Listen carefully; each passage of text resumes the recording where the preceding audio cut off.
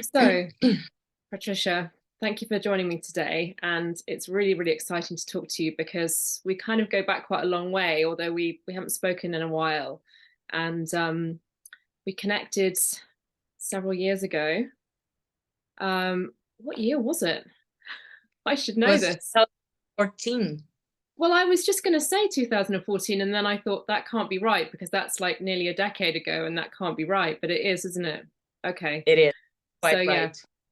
In 2014, we spoke around about the time of the story of Adelir was in the news internationally. So I really wanted to talk to you today and to catch up with you about what is happening to women's rights in Brazil, in particular in regard to childbirth, but perhaps from a broader point of view as well. I would just absolutely love to hear everything that you can tell us about the situation there now. But I wondered if we should start by going back over what happened to Adelir, and you could perhaps tell some of that story,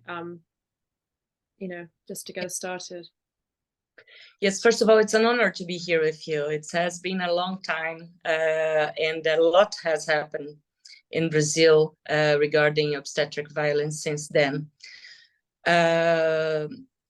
Adelir case was a milestone, actually, because obstetric violence has been happening for decades in Brazil, as well as in other countries. But back then, in 2014, Adelir was a young woman who was forced by law to have a C-section because someone decided, either the doctor and the judge, both women, which is curious, they decided that since she had had 2 cesareans before that childbirth, she couldn't have a natural birth. She couldn't try to have a natural birth in her 3rd kid.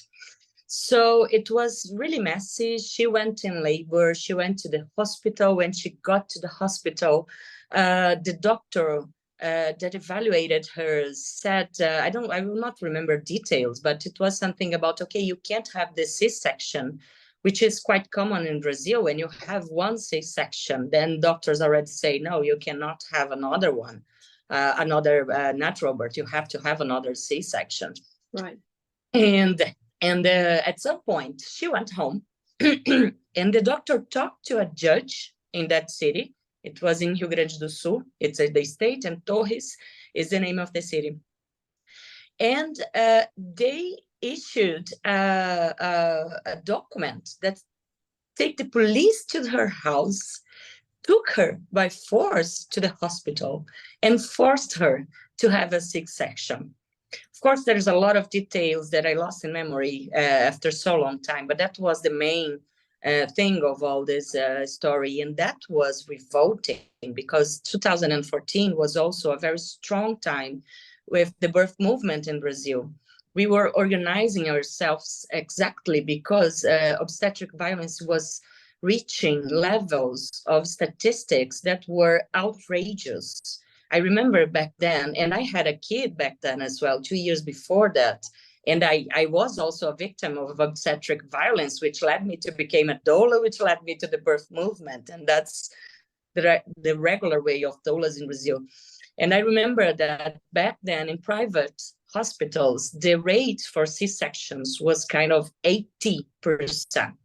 Yeah. And the World Health Organization indicates like it's 15, a regular statistic for a country like Brazil. So yes, the Adelir case was a milestone. In 2014, I remember women from all states in Brazil gathered together to create this huge movement. We are all Adelir, we call that. We went to the streets, we did some acts protesting and highlighting how outrageous that was. And more practically, after that, a very strong group advocate in the Congress to try to create laws to protect women against obstetric violence in Brazil.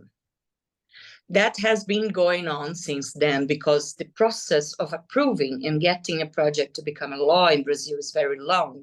We have 2 cameras, so we have a camera and a Senate. It has to be approving both, and then it goes to the executive So it's not either easy or fast, but it's going on. And the more recent news is that finally one of those projects of law projects we call, that is being evaluated at the Senate, and it turns obstetric violence into a crime, or said that now if you commit this crime after this project, if it goes approved, then you have a jurisdiction to respond to, you have a penalty to respond to. But that's still going on. And all this started with Adelir case back in 2014.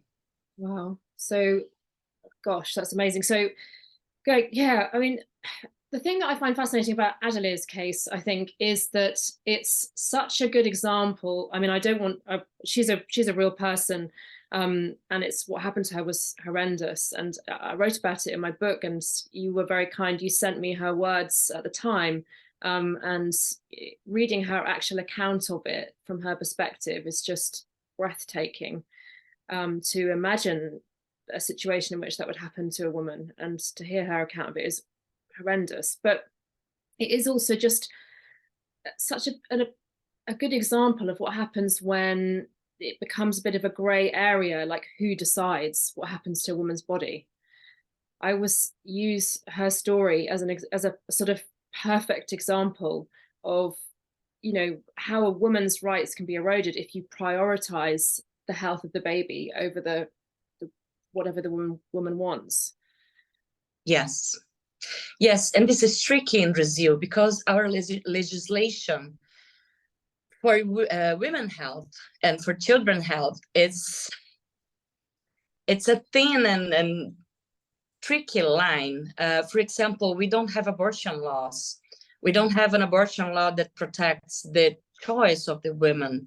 We have an abortion law that protects, in some cases, specifically, if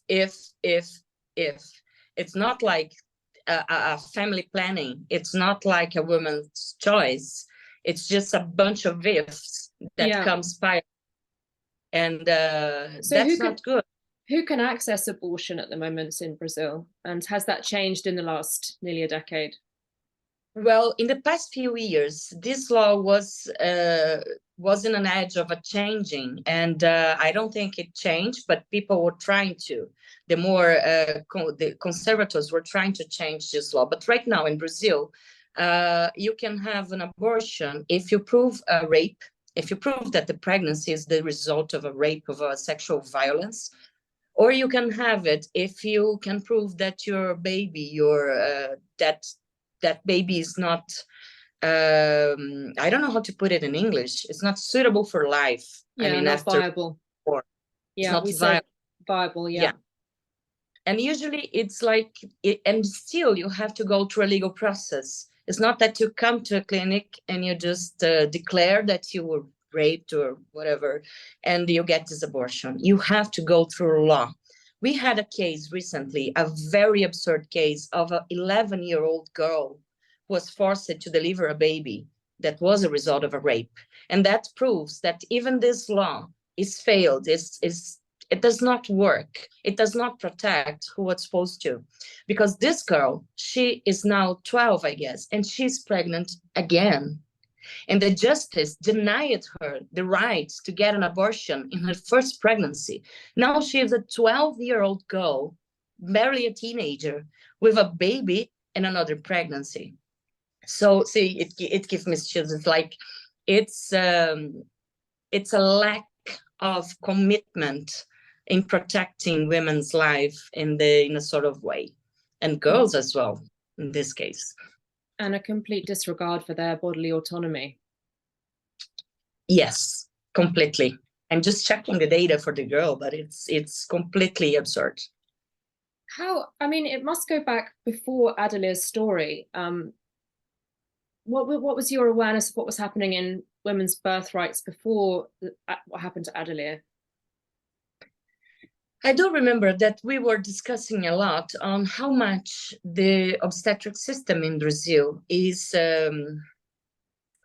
is guided by this Occidental medicine that goes through surgery and medicine all the time. We were in a point that women were trying to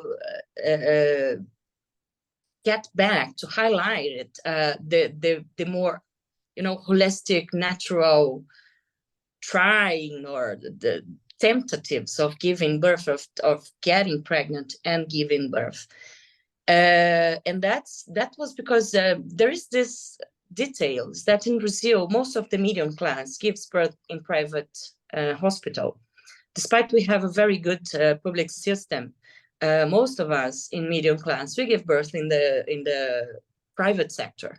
And in the private sector, the doctors, the physicians are just building agendas, building calendars, okay, it will take me 1.5 hours for this and that and this and this and this, to wait for a woman to have her labor as we were supposed to. It was not acceptable back then, and it's still not, although now it's much more strong. It's much stronger, the movement that we have. The women are more informed and empowered. So it's easier now for a step the foot, and say, no, I am having my labor. Even though I choose for a C-section in the end, I'm at least going through this labor for a while here and try to feel this baby trying to come to the world. So is there an association, or has there been an association between natural birth and being too poor to afford a medicalized birth? Is there that somewhere in there? Saying in popular, it's popular saying in Brazil, whenever you have you want to state that something is really difficult or painful, you say, this is a birth, isso é parto, as we say in Portuguese. And that per se associates the birth, the labor and the birth with pain and suffer, and something that it's hurtful and it's not good. When you have this kind of things so into a culture and a society, it's hard to prove people that they are wrong. I mean, I had a 36, almost 48 labor in my second kid, and he was natural birth after my first C-section, but I was not in Brazil. So that states, and I remember when I wrote my birth, when I wrote my story, that I said several times, and I said to my nurse back then, if I was in Brazil, if I were to be in Brazil, I was not getting this. I was not giving birth to my kid naturally, because it's cultural. It's really cultural to think that a natural birth, it's hurtful, it's a painful moment, and it does not give you pleasure, so it's not worthful, And then that must tie in presumably with the hugely high caesarean rates. That's people asking for that, presumably. I believe so. I remember back in 2014, I was really engaged in the birth movement. And I remember talking to women back then, and this perspective, this perception of giving birth is a suffer. It's just something that hurts. It was really spread off. And one of the things that I did the most, for example, in my group back then, was to try to dissociate the birth, the labor, with the perception of pain. Of course it hurts. It's painful in a physiological way. I remember to tell them, but you have to twist around your mind on that, and thinking that the pain is just one part of the process. It's not the whole process of it. And that's something we still try to do. And I believe women nowadays, a decade after that, I believe women in Brazil are more open to experience that in this sense of way, in this sense that the pain is just part of the process. It's not the whole process by itself. So what's happening politically in Brazil at the moment, and how is that having an impact on all of this? Yeah, that's a tricky question.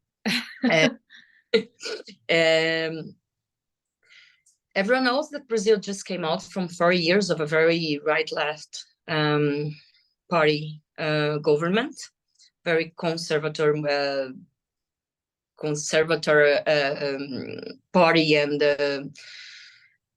it was really hard to keep the rights and the policies that we had won before that. We had to struggle a little bit to not have them turned down.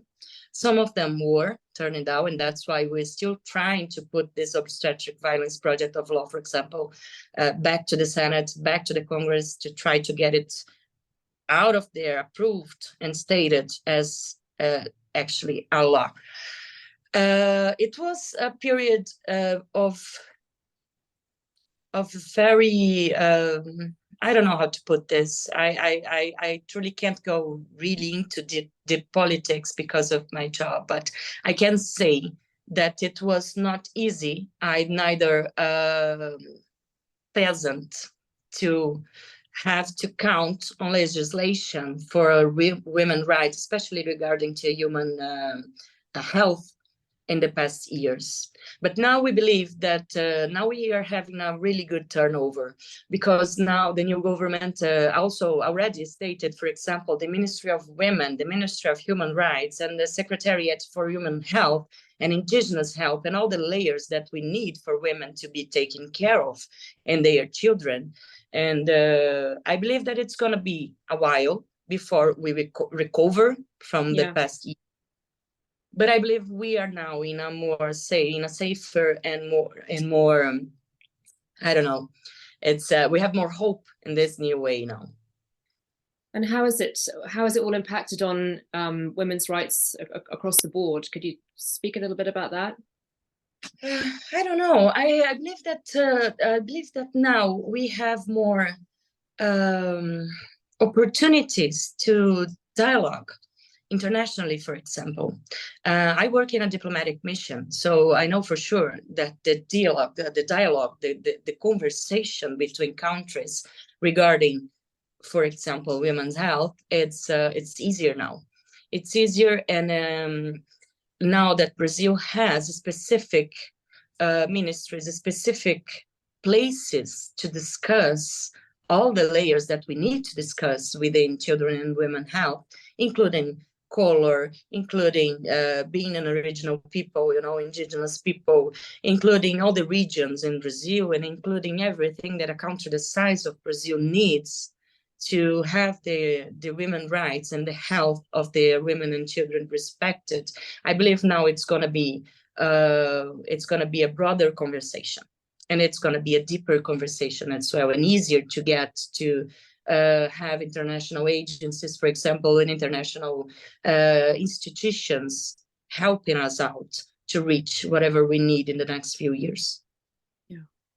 And what's happening with childbirth itself right now? I mean, what is your involvement in birth now? Do you still have a direct involvement? Are you still a doula? Not so strongly, but I still write about it, and now I deal with human rights and women's rights more professionally, in a sense of communication and cultural projects related to that. But I recently wrote, we were talking about how to dissociate the birth, the labor, and the pain itself from the hurtful process. And I wrote back in 2019, I guess, 1819. I wrote a piece to a blog of a very highlighted scientist in Brazil, Lígia Moreira Sena. She is one of the most highlighted activists in women's rights in Brazil. And I wrote a piece that was exactly like this, the birth and the pain, how to dissociate them, and why they can exist separately, how you can give birth without feeling that this is only pain. And that piece, that article, became a point of reference in a document for the government, in like a glossary for good practices in birth. And that was amazing, because it's a personal view in perspective after my second kid was born. After had experienced both cases, like a C-section in a system extremely violent, and getting to have the privilege to give birth in Europe in a very health environment, and having a natural birth after a C-section. So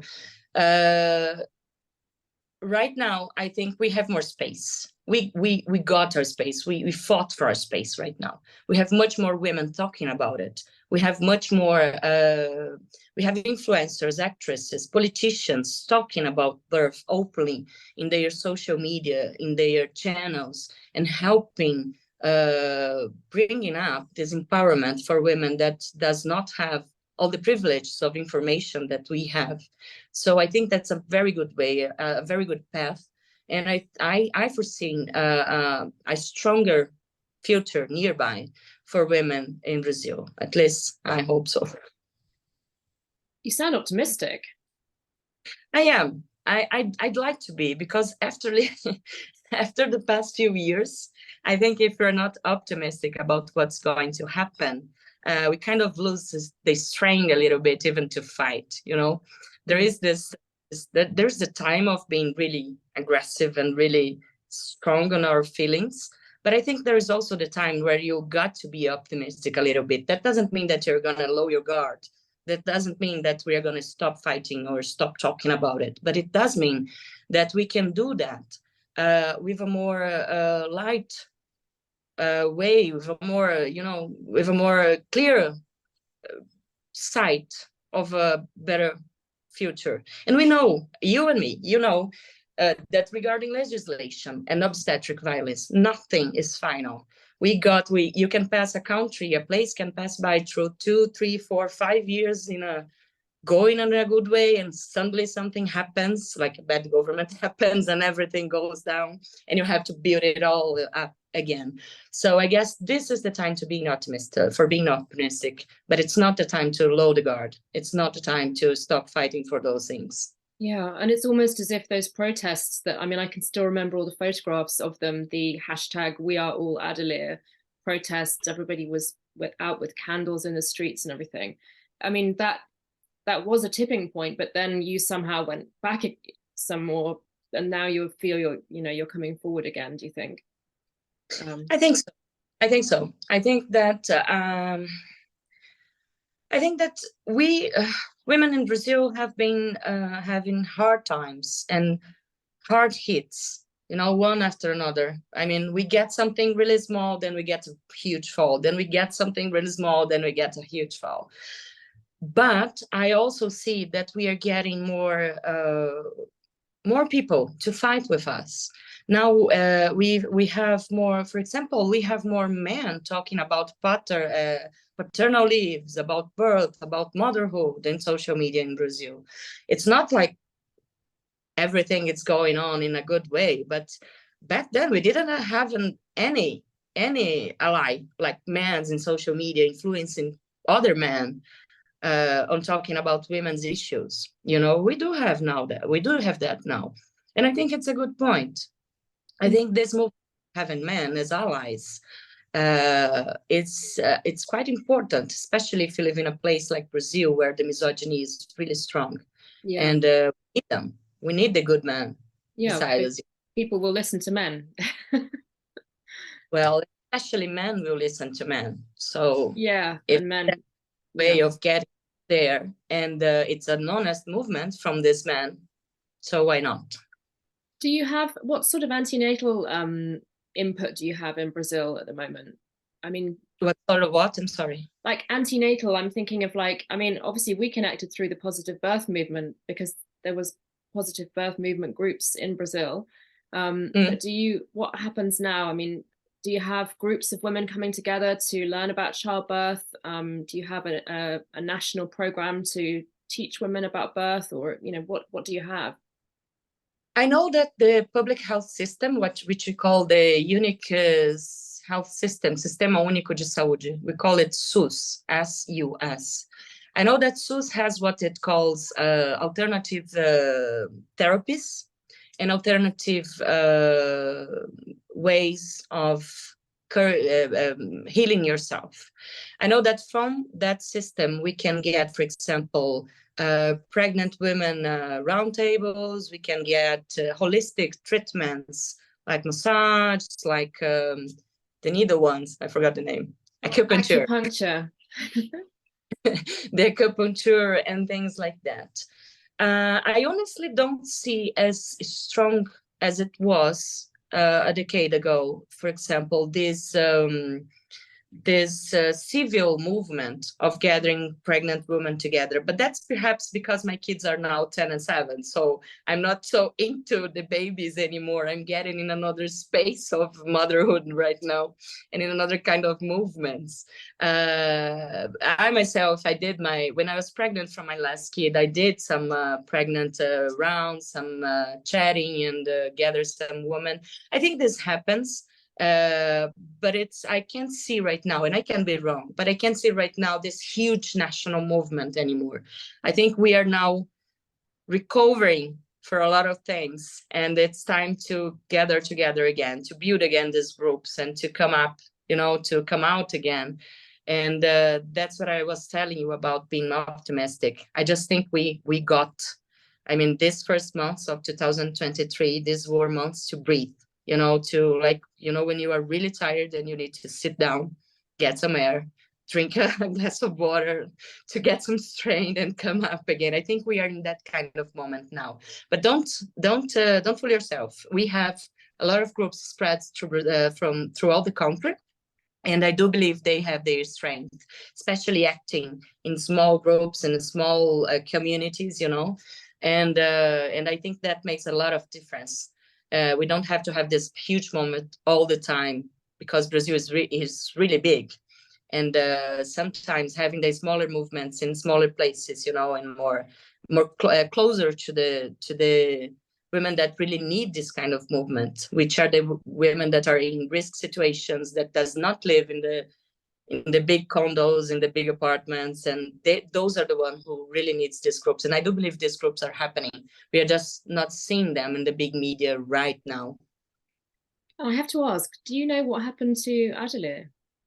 Yes, I do, and I was really eager to say that. If you remember, Adelir was already a great friend of mine. I met her when her first kid was born in Natal, back in Natal, in our hometown. And then she lived everything that she lived. And last year, she graduated as a nurse, and she will work as an obstetric nurse. Wow.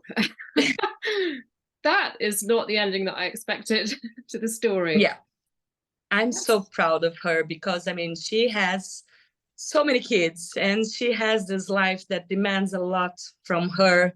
She made choices to live this simple life, this, simple way. And that demands a lot of a mother. And she made it. She actually made it. And she was engaged in talkings, in workshops, roundtables. She was back in her feet. And she is now a very special nurse that we have for our obstetric system right now. Wow. And do you know how she feels about what happens now, all of these years later? The last time I talked to her, we were doing a live on Instagram. It was me, her, this scientist I told you about, Lígia Moreira Sena. She's a writer as well. And it was a lawyer, Ana Lúcia, which is a lawyer, feminist lawyer for motherhood specifically. And we were talking about that back then, because we were all involved in that milestone back then. And she was like, you know what? It hurted a lot. It was very difficult. But she said that she was really happy to get that and transform in something that she could control and she could use to help other women to do that. Remember when I said that in Brazil, most of the doula become a doula because they were themselves victims of obstetric violence? Adelir took that and put it like in a whole other level of transforming this space. Well, that's good. And that kind of makes me feel a bit better about what I was sort of trying to awkwardly say earlier about how I sort of use her story, because it's, it is so powerful. What happened to her is such a powerful example of what can happen to women when the lines are blurred between the rights of the unborn child and the rights of the woman. And, it sounds like she has used what happened to her in the same way, as a sort of tipping point to not just be her own personal story, but be a kind of an example to show, what needs to change. Yeah, but I think it's important also, when I say I'm optimistic, but you can't drop the fight. It's also important to say that there is a lot of Adelirs around. around the globe, around Brazil. And Adelir had a lot of support.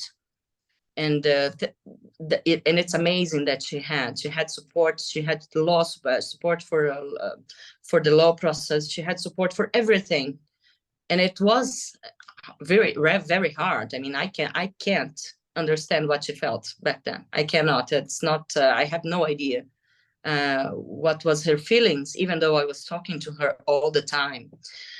There is hundreds of thousands of women in Brazil that suffers things like that and does not have that support, that does not have the opportunity to transform that pain in a good thing. And that is what brings us back to the beginning of the cycle, when we say in Brazil that delivering a baby is just hurtful and suffering. And it closes the cycle, and that's why the cycle is still going on. So I believe it's important to highlight that, and I believe it's important to highlight that that can only change when we have finally strong legislation to punish obstetric violence as a crime, as a gender crime. We have a law for gender crime in Brazil, which is called Maria da Penha. It's a law specifically for crimes against women, and one of the points of this is trying to get obstetric violence as a crime, and also get it inside the gender law that we have, because it is a gender violence. It is a gender, it's crime against the gender itself. That's a long way still, I know. But having this kind of talk and this kind of conversation, I think makes it, makes me think that it can be reachable somehow, I don't know when, but hopefully sooner than we expect. Yeah. And is that something that Adelir herself is still directly involved in that conversation? Is she still campaigning? I don't think so. I think she got her focus and went back there to become a nurse. She had to study a lot. Of course, she's, and we call her every time we need her, every time someone needs her, but she's protecting herself and her family. It was a long path after that she had with media, haters, and a lot of things going on. So she had to protect her kids. She had to protect her family and herself, of course. I believe that she's stronger now, that she's back in the game. But I think she's only coming if we need her, if we call her, you know. She's our Wonder Woman now. She's our own Wonder Woman. We have to call her, like, come here and let's do something together. Well, I hope you will give her all my love and tell her that even though we've never met or spoken, I still think about her often, and I think about her story often, and write about her story often.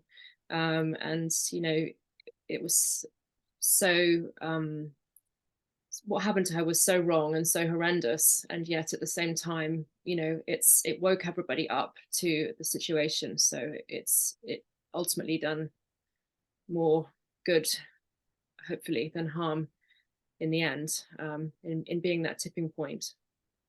I will give her a call and tell that we talked. I think she'll like that. Yeah, that would be good. And it's lovely to connect with you. I still have this memory of when the story about Adelir was breaking, and I was writing an article about it, and I was actually at the swimming pool with my kids. I don't know why I still remember being stood by this swimming pool, like speaking to you on Facebook Messenger and having these like conversations about obstetric violence in Brazil while my kids were in the pool. It was just so surreal. Yes, it was real. I had a small kid back then. Most of the people, the women that were involved in that back then, were recently mothers, you know. So that caught us really, really hard, everyone. And but yes, I do remember, and I think it's this kind of connection disasters, they get to connect people somehow. And this pain, this hurtful thing that happened, connected a lot of people worldwide.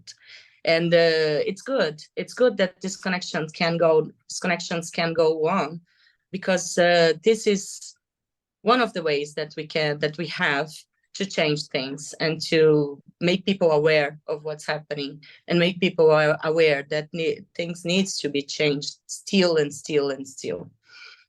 Yeah, I mean, I was going to ask you just briefly, like, how can people listening to this in the UK help? And I guess one part of helping is just by listening and by that awareness, but is there anything else that you can suggest? I don't know. I don't know, because in Brazil, it's a continental country with its own legislation, its own way of having things done. I think that the information is it's good enough as a seed to change things. So I think this conversation, I think the opportunity to make people know, for example, about this 11-year-old girl that it's here. I think people that have connections with international institutions, or people that can just go on social media and sign a petition and state their revolt about things that are really revolting, it's already a kind of help.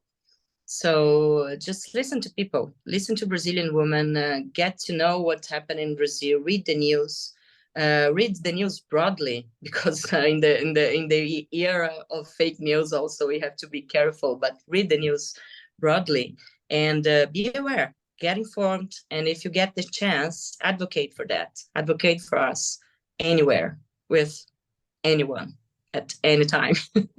We will do that, and we will keep standing in solidarity with you. And it's been amazing to speak to you today. Thank you so much for talking to me. Thank you, Milli. It was really amazing. It was an honor, actually. You got me back to a ground that I was not walking for a while. That's amazing, because that brings up a lot of emotions and connections that I really love to have, and I really love to spread out. So take care of yourself, and I hope to see you soon, really soon. I hope so. Let's keep in touch.